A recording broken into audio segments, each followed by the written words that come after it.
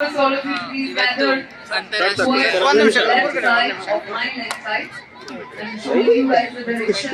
ಅಂತಾರಾಷ್ಟ್ರೀಯ ಯೋಗ ದಿನಾಚರಣೆ. ವಚನಾನಂದರು ಮತ್ತೆ ಸಂತೋಷ್ ಲಾಡ್ ಮತ್ತೆ ನಮ್ಮ ಮಾನ್ಯ ಮುಖ್ಯಮಂತ್ರಿಗಳಾದ ಈಗಷ್ಟೇ ವಚನಾನಂದರು ಹೇಳಿದಾಗೆ ಯೋಗರಾಮಯ್ಯ ಅಂತ ಹೇಳಿ ಅವರು 3 ಹೆಸರಿಟ್ಟರು.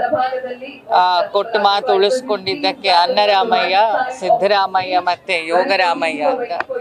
ಇವತ್ತು ರಾಜ್ಯದ ಮುಖ್ಯಮಂತ್ರಿಗಳು ಎಲ್ಲ ಮಕ್ಕಳಿಗೂ ತಾವೇ ಯೋಗವನ್ನು ಸ್ವತಃ ಸ್ವಾಮೀಜಿಗಳ ಜೊತೆಗೆ ಮಾಡೋ ಮೂಲಕ